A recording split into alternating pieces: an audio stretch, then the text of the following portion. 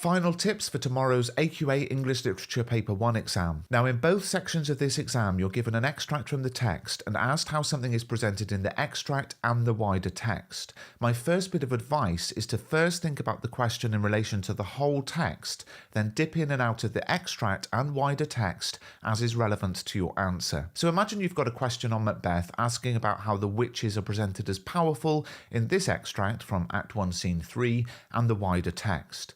Well, if you think primarily about this extract, then you'll probably come up with the idea the witches are presented as powerful. They seem to be able to either predict or even control the future, as they know where they're going to need to go to meet Macbeth. So this might lead us to come up with the idea for our answer that the witches are powerful.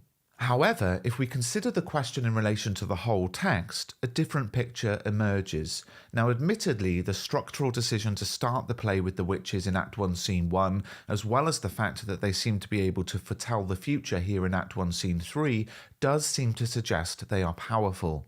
But then things change. We don't see the witches again until Act 3, Scene 5, in a bizarre scene that some experts don't even believe Shakespeare wrote, and then they make their final appearance way before the end in Act 4, Scene 1, when Macbeth visits them for one last time. So when we think about the whole text, a different picture starts to emerge, a picture where the witches perhaps seem powerful at the start, and certainly seem powerful to Macbeth when he interacts with them, but actually this sense of power is undermined by Shakespeare and diminishes as the play progresses to the point where the witches fade out way before the end of the play. Now, after this, we need to ask, why does Shakespeare do this? What is his message or the idea that he's trying to get across? And that will help us come up with our concept, our line of argument for our answer. Perhaps something like, Shakespeare initially presents the supernatural as powerful, but this impression of power is ultimately illusory, employed by the playwright to explore the theme of appearance versus reality. So, think about the question in relation to the whole text, but make sure you write about both the extract and the wider text in your answer, as you'll lose marks if you don't. And we apply exactly the same approach to Paper 1 Section B. So imagine a question on Scrooge as a likeable character, and the extract you're given is the one where Scrooge doesn't want to give money to charity. Well, if you think primarily about this extract, you're going to say he's not likeable, but if you consider the whole text, you'll think differently.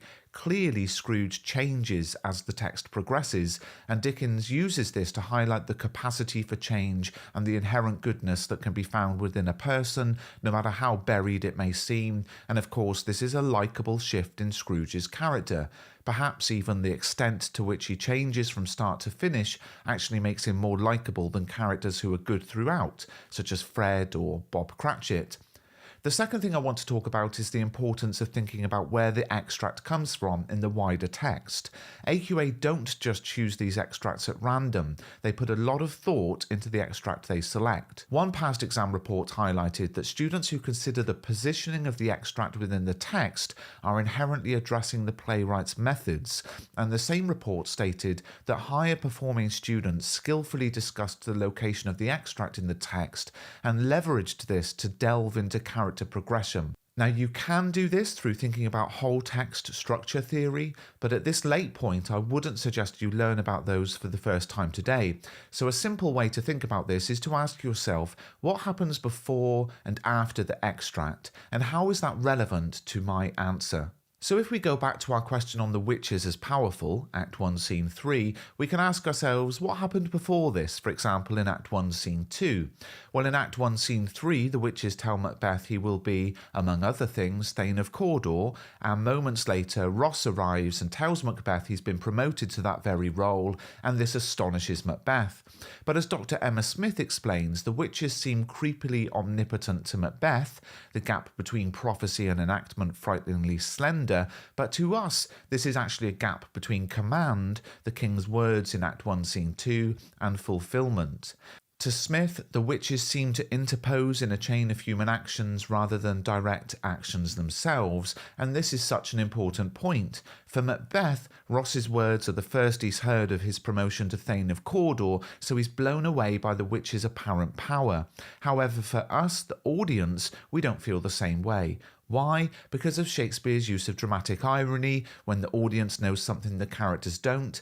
Because in the previous scene, Act 1, Scene 2, we've already seen a moment where Duncan explains that he is going to promote Macbeth to Thane of Cawdor, saying no more that Thane of Cawdor shall deceive our bosom interest, go pronounce his present death, and with his former title greet Macbeth. So, in the preceding scene, the audience learned about one of the things the witches are here prophesying, and I actually have a full answer to this question in my Guide to English Literature, which is an instant download at mrbruff.com. So this dramatic irony then undermines the idea of the witches being powerful, because we as an audience already knew at least some of the things that they tell Macbeth. Or imagine a question about the presentation of ignorance and want in this moment in A Christmas Carol. Well, one thing to consider is what happens before and after this extract, and just before this terrifying moment in the novella, we read about the happy party at Fred's house. So we might bring into our answer something about the structural juxtaposition of two very different events, one joyful and one frightening, in order to heighten the impact of this shocking moment with ignorance and want. Now, I go into this exam in much more detail in the videos in my Paper 1 playlist, so do take a look at those, and if you found this video useful, please give it a thumbs up and subscribe to the channel.